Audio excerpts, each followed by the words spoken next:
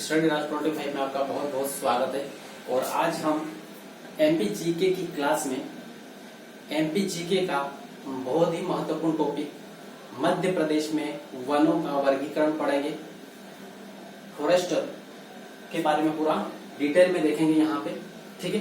तो यहाँ पे से कि हम बिना टाइम वेस्ट किए डायरेक्ट अपने टॉपिक पे आते हैं। और टॉपिक में जो चीजें आज आपको मिलने वाली है बहुत इंपॉर्टेंट है, बहुत इंपॉर्टेंट है एग्जाम की दृष्टि से, ठीक है। इसलिए बहुत ध्यान से देखें इसको और अच्छी तरीके से सीखने की कोशिश करें, ठीक है। तो यहाँ पे मध्य प्रदेश का मैप दिख रहा है आपको और इसमें वनों का वर्गीकरण हम पढ़ने जा रहे हैं, ठीक है। तो आइए देखते हैं मध्य प्रदेश में वनों का वर्गीकरण। तो दोस्तों सबसे पहले आपको मैं ये बता दूं कि वनों का वर्गीकरण मध्य प्रदेश में कितने प्रकार से किया गया है। तो 3 प्रकार से वनों का वर्गीकरण किया गया है, ठीक है। तो वो कौन कौन से 3 प्रकार है वो देख लो। तो सबसे पहला है उष्णकटिबंधीय वन के आधार पर वनों का वर्गीकरण किया गया है। सबसे पहला उष्णकटिबंधीय, ठीक है, उष्णकटिबंधीय वन, ठीक है। तो इन वनों का वर्गीकरण किया गया था उष्णकटिबंधीय वन के आधार पर 3 प्रकार से इसका वर्गीकरण किया गया, ठीक है। और दूसरा इसका जो आधार है वर्गीकरण का वो है प्रशासनिक आधार पर या शासकीय आधार पर वनों का वर्गीकरण। तो यहाँ पे दूसरा है प्रशासनिक या शासकीय आधार पर वनों का वर्गीकरण, ठीक है। तो शासकीय आधार पर वनों का वर्गीकरण, ठीक है। तो इस तरीके शासकीय आधार पर वनों का वर्गीकरण 3 प्रकार से किया गया है। उसके बाद में जो तीसरा पॉइंट है, ठीक है, तीसरा है प्रजाति के आधार पर, ठीक है। प्रजाति के आधार पर वनों का वर्गीकरण ठीक उसी तरीके से जैसे कि यहाँ पे मान लो देश है अपना, इसमें अलग अलग प्रजाति के लोग रहते हैं, अलग अलग कम्युनिटी के लोग रहते हैं। तो इस तरीके से यहाँ पे देश भी से अलग अलग कम्युनिटी के आधार पर से की अलग अलग कैटेगरी में बटा हुआ है, ठीक है। तो इसी टाइप से जो फॉरेस्ट है एमपी में वन है, ये वन भी प्रजाति के आधार पर वृक्षों के आधार पर अलग अलग बटा हुआ है, ठीक है। जहां पर जिस वृक्ष की जिस प्रजाति की उपस्थिति बहुत ज्यादा होती है वहां पर उसी वृक्ष या उसी प्रजाति के नाम से वो वन का नाम रख दिया गया, ठीक है। तो इस तरीके से यहाँ पे देखेंगे अलग अलग मान लो इस क्षेत्र में किस टाइप की प्रजाति पाई जाती है वृक्षों की, और यहाँ पर कौन सी टाइप की प्रजाति पाई जाती है, और बीच वाले क्षेत्र में किस टाइप की प्रजाति पाई जाती है, ठीक है। तो ये प्रजाति या वृक्ष के आधार पर वर्गीकरण। तो तीसरा है प्रजाति या वृक्ष के आधार पर, ठीक है, के आधार पर वर्गीकरण, ठीक है। तो वर्गीकरण यहाँ पे 3 आधारों को लेकर किया जाता है, ठीक है। तो अब सबसे पहले हम बात करते हैं किसकी, यहाँ पे उष्णकटिबंधीय वन, ठीक है। उष्णकटिबंधीय वन इसको 3 भागों में बांटा गया है। 3 भागों में तीनों भागों को मैंने नेक्स्ट जो पिछली क्लास है जो कल मैंने क्लास ली थी उसमें बहुत बेहतरीन तरीके से बहुत अच्छी तरीके से आपको बताया है। आपने यदि वो क्लास अटेंड नहीं की है, वीडियो नहीं देखा है तो आप जरूर देखें, क्योंकि वहां से बहुत अच्छी तरीके से आपको समझाया गया है और उसी के आगे का जो आज की क्लास है ये आगे की रहेगी, ठीक। तो आज हम यहाँ पे पढ़ने वाले हैं दूसरे नंबर का शासकीय आधार पर वनों का वर्गीकरण, ठीक है। ये आप वहां पे पिछली वीडियो में जाके देख सकते हैं पहला वाला। तो शासकीय आधार पर वनों का वर्गीकरण कितने प्रकार का है, तो आइए देखिए यहाँ पे। सेकेंड, शासकीय या प्रशासनिक आधार पर, दोनों शब्द इस्तेमाल हो सकते हैं यहाँ पे, शासकीय बोले या फिर प्रशासनिक आधार पर वनों का वर्गीकरण एक ही बात है। तो कितने प्रकार के वन होते हैं शासकीय प्रशासनिक आधार पर, तो 3 प्रकार से वनों को बांटा गया है। कौन कौन से, सबसे पहला है संरक्षित वन, सबसे पहला है संरक्षित वन, ठीक है, संरक्षित वन, ठीक।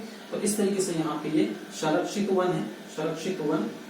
उसके बाद जो दूसरा है वो दूसरा बहुत इंपॉर्टेंट है क्योंकि इससे क्वेश्चन बनने की संभावना ज्यादा रहेगी, ठीक है। तो ये है आरक्षित वन, ठीक है। कौन सा है, आरक्षित वन, आरक्षित वन, ठीक।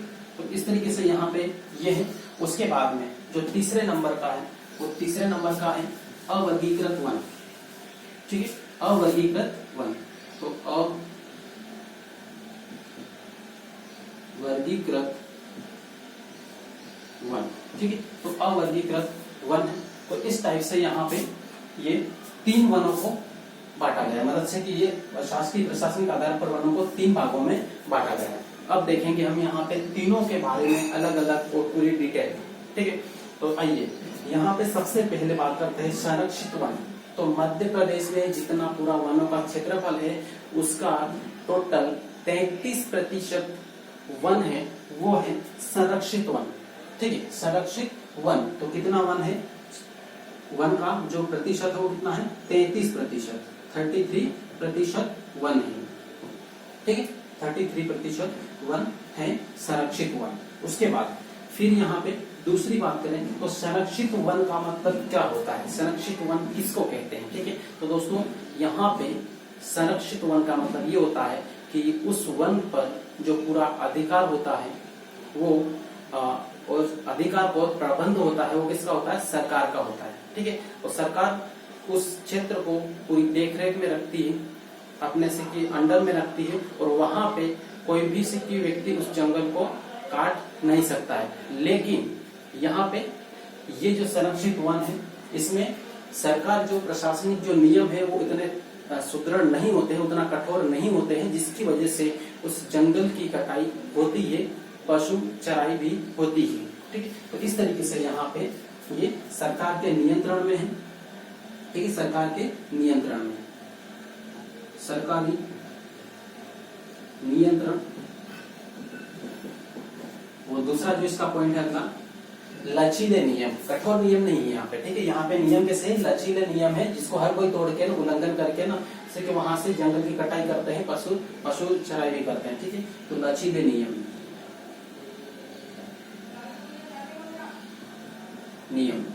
ठीक है। तो इस तरीके से जंगल की कटाई भी होती है, ठीक है। वनों की यहाँ पे कटाई होती है, या फिर किसी विशेष काम के लिए परमिशन लेके यहाँ पे वनों की कटाई की जा सकती है। तो इस टाइप से यहाँ पे ये संरक्षित वन, ठीक है। तो संरक्षित वन का पूरा डाटा आपके सामने है, यहाँ पे पूरी एकदम क्लियर है, क्रिस्टल क्लियर है पूरा यहाँ पे नॉलेज, ठीक। अब बात करते हैं हम यहाँ पे आरक्षित वन। तो आरक्षित वन, आरक्षित मतलब होता है आरक्षण, ठीक है, जिसे कम होते हैं आरक्षण। तो इसी टाइप से यहाँ पे आरक्षित वन है। तो आरक्षित वन मध्य प्रदेश में कितने हैं टोटल, संरक्षित तो 33% है। तो ये कितने हैं, तो यहाँ पे ये टोटल जो एमपी में टोटल जो वन है उस वन का कितना है 65%, ठीक है। कितना 65%, 65% क्या है वन है एमपी में। उसके बाद फिर हम यहाँ पे आगे जो अगला पॉइंट बात करें तो यहाँ पर भी सरकारी नियंत्रण है, ठीक है। यहाँ पे ये पॉइंट यहाँ पे सरकारी नियंत्रण लिखा, यहाँ पर भी सरकारी नियंत्रण है। तो सरकारी नियंत्रण, उसके बाद सरकारी नियंत्रण तो है वो तो आपको ऐसे ही क्लियर हो गया होगा क्योंकि प्रशासनिक और शासकीय यहाँ पे शब्द आया, ठीक है।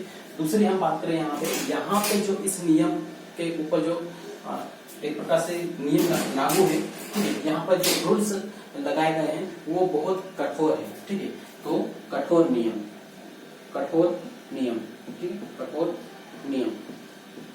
तो इस तरीके से यहाँ पे नियम है, कठोर है। यहाँ पे संरक्षित वन में जो नियम थे वो लचीले थे, जिसको कोई भी उल्लंघन कर देते थे, ठीक है। लेकिन यहाँ पे उल्लंघन करना इतना आसान नहीं है, क्योंकि यहाँ पे यदि नियम का उल्लंघन किया तो दंडनीय अपराध होगा, मतलब जेल हो सकती है, ठीक है। तो इस तरीके से यहाँ पे वनों का संरक्षण किया गया है। उसके बाद फिर यहाँ पे देखें तो यहाँ पर जो आरक्षित वन है इसमें कटाई बिल्कुल भी नहीं की जा सकती है, ठीक है। तो नो कटाई, कटाई नहीं होगी, कटाई नहीं, ठीक है। तो इस तरीके से यहाँ पे हम इसको ले सकते हैं। और इसमें यहाँ पे देखो इसमें एक पॉइंट रह गया था, छूट गया था, वो मैं आपको बता दे रहा हूँ। जो संरक्षित वन है, संरक्षित वन में एमपी में जितने भी अभ्यारण्य है, ठीक है, जितने भी अभ्यारण्य हैं उन अभ्यारण्यों को कहाँ पर बनाया जाता है, वो संरक्षित वन में। तो समस्त अभ्यारण्य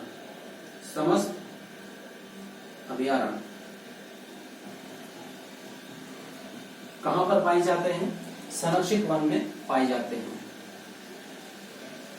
इसमें पाए जाते हैं, ठीक है। तो इसका ये पॉइंट भी ध्यान रखना है। अब यहाँ पर फिर इस वर्ग से कि यहाँ पे पूरा डाटा लगभग यहाँ पे ये कंप्लीट हुआ, क्योंकि यहाँ पे बस इतना ही डाटा है। उसके बाद में फिर हम बात करते हैं अवर्गीकृत वन। ठीक है, अवर्गीकृत वन। तो अवर्गीकृत वन, इसके बारे में बहुत ज्यादा सिर्फ नहीं देखना है, बस इसमें ये ध्यान रखना है कि यहाँ पे ये जो टोटल मध्य प्रदेश में टोटल जो वन है उसका मात्र 2% है। ठीक, उसका मात्र कितना है? 2%। ठीक, और इसमें सरकार का कोई उतना खास नियंत्रण नहीं होता है। ये एक प्रकार से नॉर्मल है, जिसमें ये शर्तें लागू नहीं होती है। ठीक है, तो इस तरीके से यहाँ पे ये वन है। ठीक, तो इसके बारे में बताया जाता कोई खास नहीं है। जो खास क्वेश्चन बनने की संभावना है वो इन दोनों से होती है। तो यहाँ पे आपको क्लियर हुआ होगा शासकीय और प्रशासनिक आधार पर वनों का वर्गीकरण। ठीक है, अब नेक्स्ट और आगे बढ़ते हैं प्रजाति और वृक्षों के आधार पर वनों का वर्गीकरण। ठीक है, तो दोस्तों यहाँ पे बहुत ध्यान से पढ़ना, बहुत बेहतरीन तरीके से पढ़ना, क्योंकि वृक्षों या प्रजाति के आधार पर जो वनों का वर्गीकरण बताया है उसमें से कई बार एग्जाम में क्वेश्चंस वगैरह आ चुके हैं। ठीक है, इसलिए बहुत अच्छे तरीके से इसको याद रखना।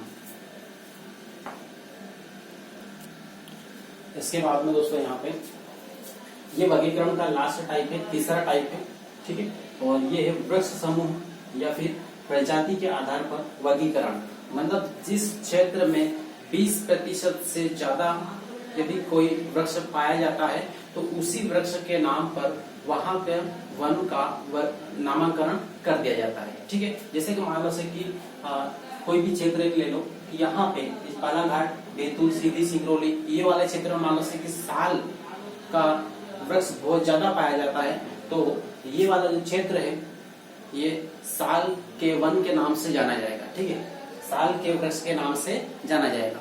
उसके बाद में जैसे कि मान लो से कि सागौन है, तो सागौन वाला क्षेत्र है जहाँ पे 75 से 100 सेंटीमीटर की वर्षा होती है, वहां पे सागौन का वृक्ष पाया जाता है। जैसे कि मध्य वाला जो भाग है यहाँ पे लगभग सागौन वन पाए जाते हैं। तो आपको डिटेल में पूरा एक चीज पूरी देखते हैं यहाँ पे। और देखते हैं यहाँ पे समूह या प्रजाति के आधार पर वनों का वर्गीकरण, इसमें टोटल कितने भागों में से इसको बांटा गया? टोटल 4 भागों में बांटा गया है। ठीक है, 4 भाग कौन कौन से हैं? ये है पहला सागौन वन, दूसरा यहाँ पे साल वन, ठीक है, साल वन, और तीसरा है मिश्रित, और चौथा है बांस। तो बांस के वन को भी रखा गया है यहाँ पे। ठीक है, अब सबसे पहले बात करते हैं सागौन वन। ठीक है, तो ये सागौन वन यहाँ पे है, सागौन वन। तो सागौन वन, सागौन का जो वैज्ञानिक नाम है, ठीक है, सागौन का जो वैज्ञानिक नाम है वो क्या है? तो वो है टेक्नो ग्रांडिस। ठीक है, टेक्नो ग्रांडिस। तो इस तरीके से यहाँ पे इसका ये वैज्ञानिक नाम है, बहुत अच्छे से याद रखना क्योंकि पूछते हैं अधिकतर ही। तो टेक्नो ग्रांडिस। उसके बाद में फिर यहाँ पे अगला जो पॉइंट है वर्षा। ठीक है, वर्षा। तो वर्षा कितनी होती है?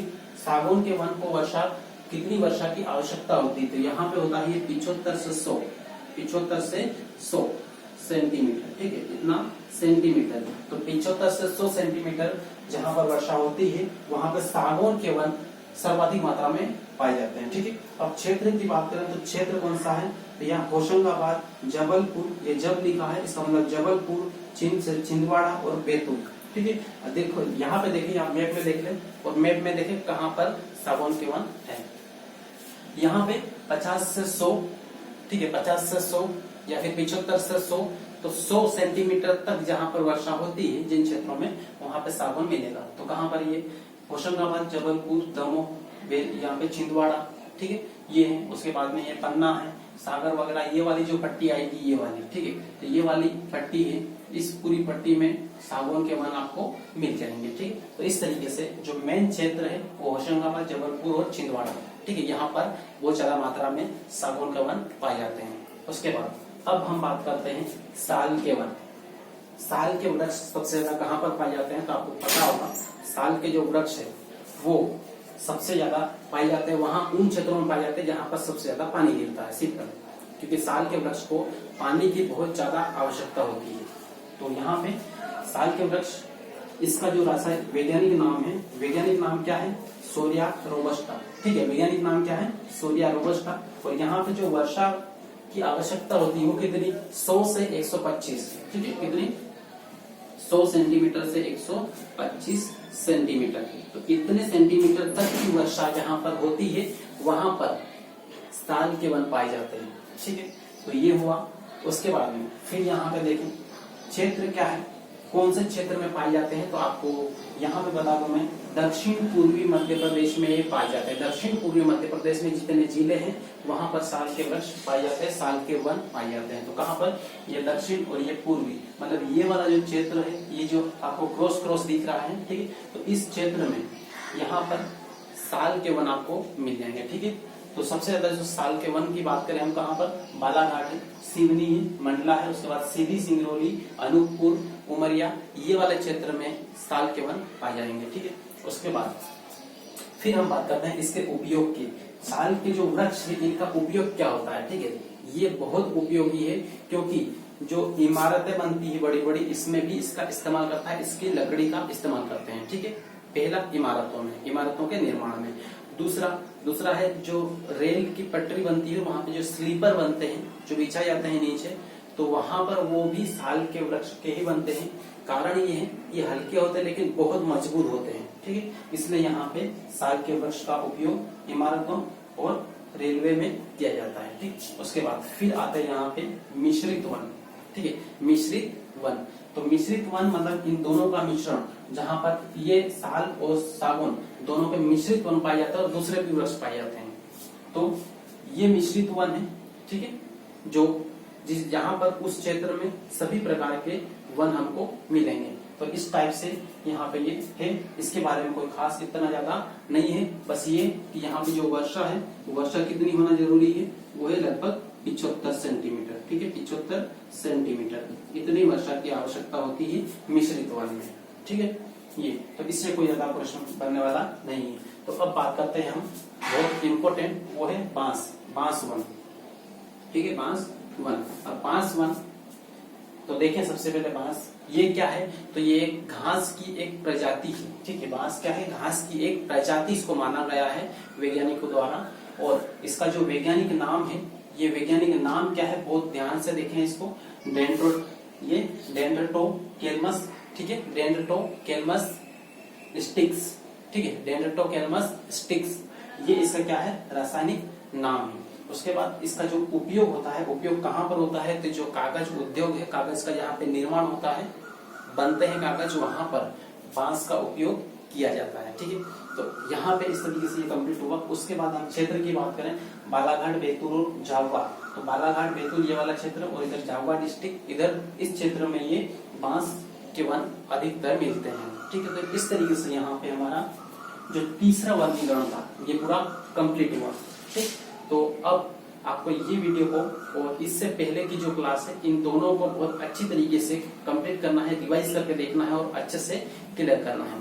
तो यहाँ पर अपना वनों का वर्गीकरण कंप्लीट हुआ, और नेक्स्ट क्लास में जो अगली क्लास रहेगी कल, उसमें हम पढ़ेंगे वन की नई रिपोर्ट। ठीक है, तो 2019 में जो वन रिपोर्ट आई है उसका पूरा विश्लेषण करेंगे, पूरा डिस्कशन करेंगे। ठीक है, तो दोस्तों मिलते हैं नई अगली क्लास में। और लेकिन ये ध्यान रखना कि यदि आपको वीडियो अच्छा लगे है, आपको कुछ समझ में आया हो, तो वीडियो को लाइक जरूर कर लें, बेल आइकन जरूर दबा लें। यदि आपने सब्सक्राइब नहीं किया तो वो भी कर लें। ठीक है, तो मिलते हैं नेक्स्ट वीडियो में, तब तक के लिए आपको बेस्ट ऑफ लक।